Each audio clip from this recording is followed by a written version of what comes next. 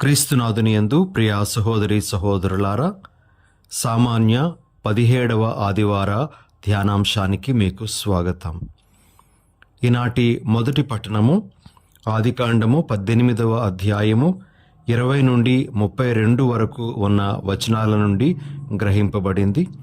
సువార్త పట్టణము లూకా సువార్త 11వ అధ్యాయము 1 నుండి 13 వరకు ఉన్న వచనాల నుండి గ్రహింపబడింది. ఈ పఠనాలలో మనము ప్రార్థనకు సంబంధించినటువంటి చాలా విషయాలను నేర్చుకోగలం. యేసు ప్రభు చేసినటువంటి బోధనలు, ప్రార్థనకు సంబంధించి ఆయన తెలియజేసినటువంటి విషయాలు మనం సువార్త పఠనంలో వింటే, అబ్రహాము యొక్క విజ్ఞాపన ప్రార్థన ఏ విధంగా పనిచేసిందో కూడా మనము మొదటి పఠనంలో ఆలకించగలం. ఈ రెండు పఠనాలను ఆధారంగా చేసుకొని కొన్ని విషయాలను ఇప్పుడు మనము ధ్యానించుకుందాం. ప్రియ సహోదరి సహోదరులారా, మొట్టమొదటి ధ్యానాంశము పరలోక ప్రార్థనలో ఉండేటువంటి కొన్ని ప్రత్యేక విషయాలను మనము ఈరోజు జ్ఞాపకం చేసుకుందాం. మొట్టమొదటి విషయం, పరలోక ప్రార్థనలో మనకు కనబడేటువంటిది ఏమిటి అంటే, యేసు ప్రభు ఈ ప్రార్థన నేర్పిస్తూ ఉండగా దేవుని తండ్రి అని సంబోధించడం తన శిష్యులకు నేర్పిస్తూ ఉన్నారు. ప్రియమైన సహోదరి సహోదరులారా, ఇందులో ఉండేటువంటి ప్రత్యేకత ఏమిటి అంటే, యేసు ప్రభు దేవునితో తనకు ఎలాంటి అనుబంధం ఉందో మనము కూడా అలాంటి అనుబంధంలోనికి అడుగు పెట్టాలి అనేటువంటి ఉద్దేశంతో మనలను కూడా దేవుని తండ్రి అని పిలవమని చెప్తూ ఈ ప్రార్థన నేర్పిస్తూ ఉన్నారు. కాబట్టి పరలోక ప్రార్థనలోని ఒక ముఖ్యమైన ప్రత్యేకత ఏమిటి అంటే, మనము దేవునితో గాఢమైన అనుబంధంలోనికి వెళ్ళాలి అనేటువంటిది ప్రియ సహోదరి సహోదరులారా. ఇదే సందర్భంలో మనము గుర్తించాల్సినటువంటి విషయం ఏమిటి అంటే, దేవుని ఒక శక్తిగా మనము పరిగణించకుండా దేవుని మనలను ప్రేమించేటువంటి వ్యక్తిగాను, మన కోసం శ్రద్ధ తీసుకునేటువంటి వానిగాను, మనతో ఎల్లప్పుడూ ఉండేటువంటి వానిగాను మనము గుర్తించాలి అని కూడా ప్రభు మనకు ఈ పరలోక ప్రార్థన ద్వారా పరోక్షంగా నేర్పిస్తున్నట్లుగా మనము గ్రహించాలి. ఇక రెండవ ప్రత్యేకత, పరలోక ప్రార్థన మనము చెప్పేటప్పుడు గుర్తించాల్సినటువంటిది ఏమిటి అంటే, దేవుని నామము పూజింపబడాలి అనే ఉద్దేశాన్ని ప్రభు నేర్పిస్తూ ఉన్నారు. దేవుని నామము పవిత్రపరచడము అంటే, ప్రియ సహోదరి సహోదరులారా, దేవునికి ఉన్నటువంటి ఆ స్థానాన్ని మనము గుర్తించడం. దేవుని మనము ఇతర విషయాలతో, ఇతర వ్యక్తులతో సమానంగా చూడడం కాకుండా దేవునికి ఇవ్వాల్సినటువంటి ఆ ముఖ్యమైనటువంటి స్థానాన్ని మనం ఇవ్వడం నేర్చుకోవాలి అని ప్రభు మనకు నేర్పిస్తూ ఉన్నారు. ఒక చిన్న ఉదాహరణ దీనికి సంబంధించి మనం చూద్దాం. ఒకసారి ఒక విచారణ గురువు తన పరిధిలో ఉండేటువంటి ఒక ఇంటికి గృహ సందర్శన నిమిత్తం వెళ్ళడం జరుగుతుంది. ఆయన వెళ్ళినప్పుడు ఆ ఇంటిలో ఉండేటువంటి పటాలను, చిత్రపటాలను ఆయన చూస్తారు. ఒకే వరుసలో మొదట యేసు ప్రభు, ఆ తర్వాత మహాత్మా గాంధీ, ఆ తర్వాత వాళ్ళ ఇంటిలో చనిపోయినటువంటి వ్యక్తుల ఫోటోలు వారు వేలాడదీయడం జరిగింది. ఫాదర్ గారు ఆ ఫోటోలన్నీ చూసి, యేసు ప్రభు ఫోటోను ఇక్కడి నుంచి తీసేయండి అని చెప్పడం జరిగింది. అంతేకాకుండా ఈ ఫోటోను పెట్టాల్సింది ఈ ఫోటోలతో కలిపి కాదు, ఈ ఫోటోలకు పైన కానీ లేకపోతే ఇంకొక వేరే ప్రత్యేక స్థలంలో కానీ పెట్టండి అని వారికి చెప్పడం జరిగిందట.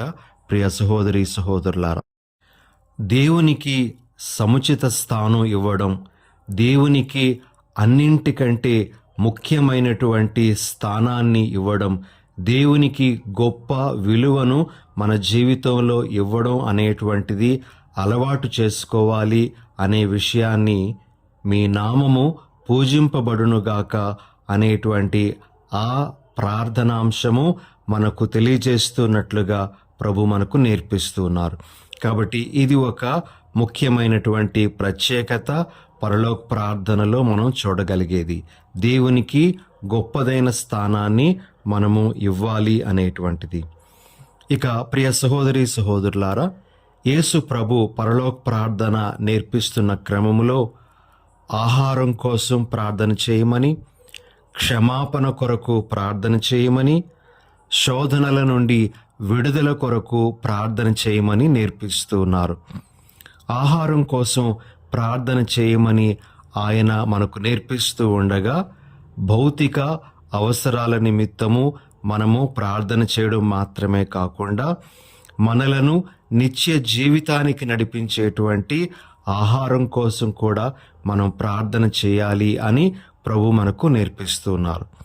రెండవది, క్షమాపణ గురించి ప్రభు మనకు నేర్పిస్తూ ఉండగా, మనము ప్రభువు నుండి క్షమాపణ పొందడం మాత్రమే కాకుండా, మనము కూడా ఇతరులను క్షమించేటువంటి వారుగా తయారు కావాలి అని, తద్వారా ఇతరులతో సత్సంబంధాలు కలిగి జీవించాలి అని, ఇతరులతో సఖ్యతను కలిగి జీవించాలి అని ఈ పరలోక ప్రార్థన ద్వారా నేర్పిస్తూ ఉన్నారు.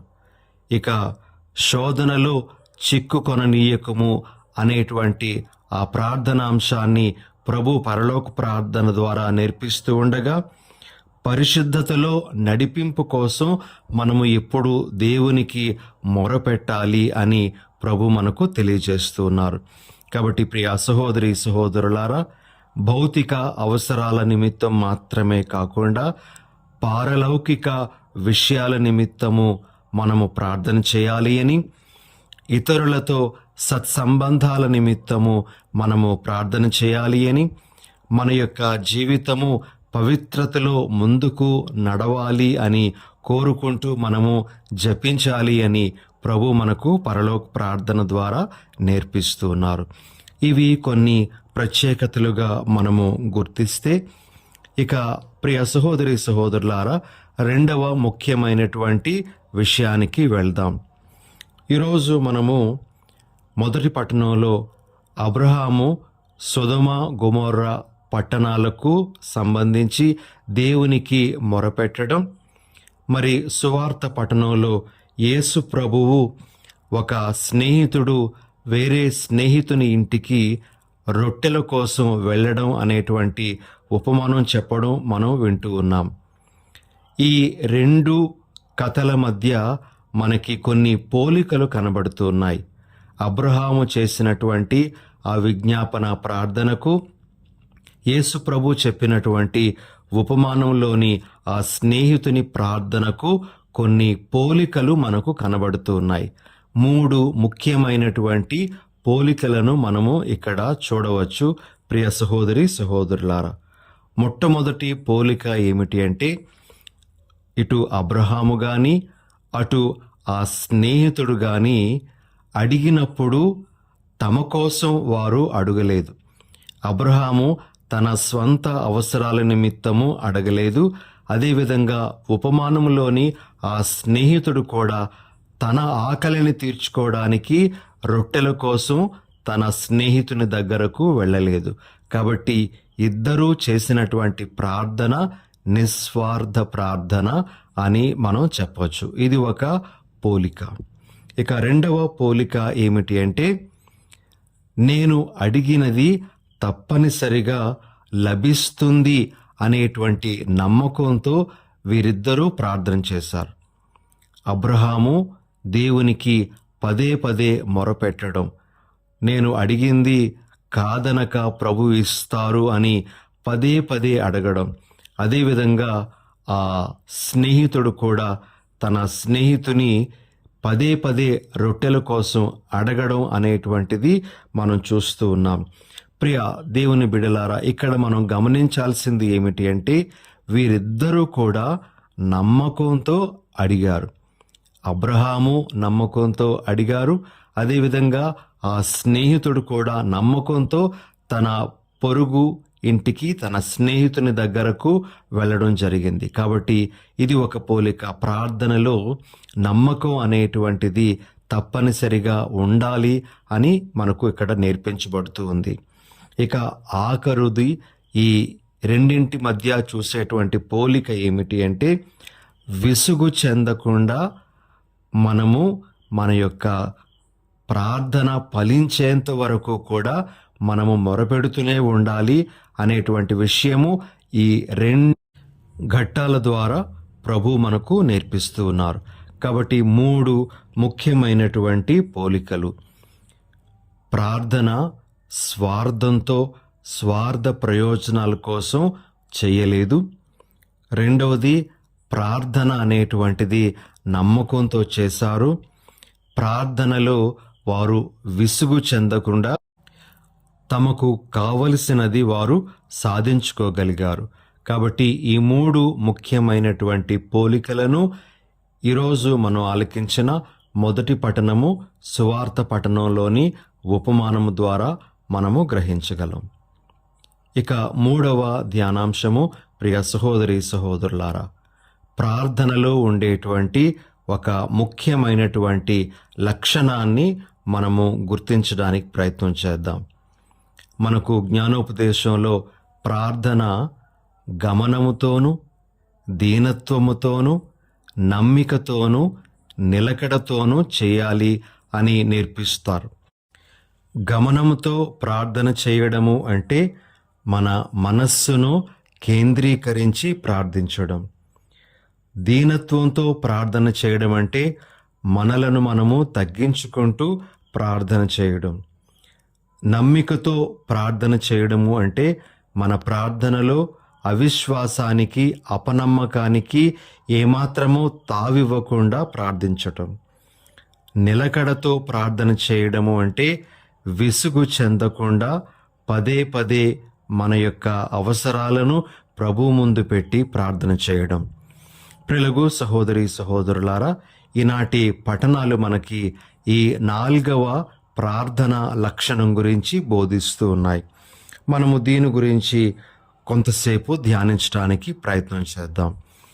మనము లూకాసు వార్త 18వ అధ్యాయము 1వ వచనంలో, అదేవిధముగా 7, 8 వచనాలలో మన ప్రార్థన నిలకడగా ఉండాలి అనే విషయాన్ని తెలియజేస్తూ ఉన్నటువంటి వాక్యాలు చదవగలం. 18వ అధ్యాయం 1వ వచనం, ఎల్లప్పుడూ ప్రార్థన సలుపుటకు, నిరుత్సాహపడకుండుటకు యేసు వారికి ఒక ఉపమానమును ఇట్లు చెప్పాను. 7వ వచనం నుండి, అట్లే రేయింబవళ్ళు తనకు మొరపెట్టుకొను తన ప్రజలకు దేవుడు న్యాయము చేకూర్చక ఉండునా? వారికి న్యాయము చేయుటలో ఆలస్యము చేయునా? దేవుడు త్వరలోనే వారికి న్యాయము చేకూర్చునని మీతో చెప్పుచున్నాను. అయినను మనుష్య కుమారుడు వచ్చినప్పుడు ఈ భూమి మీద ఆయన అట్టి విశ్వాసము చూడగలుగునా? ఈ విధంగా ప్రియ సహోదరి సహోదరులారా, మన ప్రార్థన అనేటువంటిది అలసట లేకుండా, విసుగు చెందకుండా కొనసాగాలి అని ప్రభు మనకు నేర్పిస్తూ ఉన్నారు. అయితే చాలా సందర్భాలలో మన ప్రార్థన కొన్ని దినాల తర్వాత అది ముగియడం అనేటువంటిది జరుగుతుంది. మన ప్రార్థన ముందుకు కొనసాగదు. మన ప్రార్థనలో నిలకడ లేకపోవడానికి గల కొన్ని కారణాలను మనం చూద్దాం. ప్రియ సహోదరి సహోదరులారా, మనం కోరుకున్నటువంటిది మనకు వెంటనే లభించకపోయినప్పుడు ఆలస్యానికి మనము విసుగు చెంది ప్రార్థనను విరమించుకుంటూ ఉంటాం. ఇది ఒక కారణం. మనం అడిగింది ఇంకా మనకు లభించలేదు అనేటువంటి ఉద్దేశంతో ప్రార్థనను విరమించుకోవడం జరుగుతుంది. ఇక రెండవది, కోరుకున్న వరం ఇక లభించదు అనేటువంటి నిరాశతో ప్రార్థనను విడిచిపెడతాం. అంతవరకు దేనికోసమైతే మనము మనవి చేస్తూ ఉన్నామో ఇక అది జరిగే పని కాదు, ఇక అది జరగదు అనేటువంటి ఒక నిర్ణయానికి వచ్చి మనము నిరాశతో ప్రార్థనను విరమించడం అనేటువంటిది కొన్నిసార్లు జరుగుతూ ఉంటుంది. ఇది ఒక విషయం. ఇక మూడవది, ప్రార్థన చేయడం ద్వారా పెద్దగా ఫలితమేమీ రావడం లేదు అని భావించి ఇక ప్రార్థన జోలికి వెళ్ళకపోవడం అనేటువంటిది ఇంకొక విషయం. ఈ విధంగా మనము చాలా మట్టుకు ప్రార్థన నిలకడ లేకుండా చేయడం అనేటువంటిది జరుగుతూ ఉంటుంది. కానీ ప్రియ సహోదరి సహోదరులారా, ప్రభు ఈరోజు మనకు తెలియజేస్తున్నటువంటిది ఏమిటి అంటే, మన ప్రార్థనలో ఈ నిలకడ అనేటువంటి లక్షణము ఖచ్చితంగా ఉండాలి అని. విసుగు చెందకుండా పౌలు గారు చెప్తున్నట్లుగా తెస్సలోనిక ప్రజలకు రాసిన మొదటి లేఖ 5వ అధ్యాయము 17వ వచనంలో సదా మనము ప్రార్థించడం అనేటువంటిది అలవాటు చేసుకోవాలి.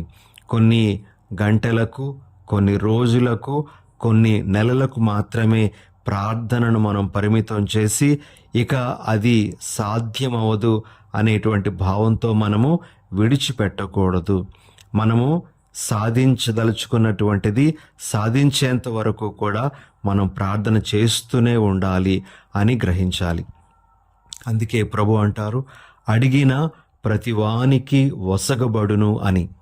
మరి ఈ విషయాలను మనము మన మనసులో పెట్టుకొని ప్రార్థనలో ఈ నిలకడ అనేటువంటి ఆ లక్షణాన్ని సమృద్ధిగా మనం కలిగి జీవిస్తూ తద్వారా మన ప్రార్థనలను ఫలభరితం చేసుకోవడానికి ప్రయత్నం చేద్దాం. ప్రార్థన చేసుకుందాం. దయగల సర్వేశ్వర, ప్రేమగల మా తండ్రి, మీ పరిశుద్ధ నామానికి స్తోత్రాలు. ప్రభువా, ఈరోజు మాకు ప్రార్థనకు సంబంధించిన అనేక విషయాలను నేర్పించినందులకై మీకు స్తోత్రాలు.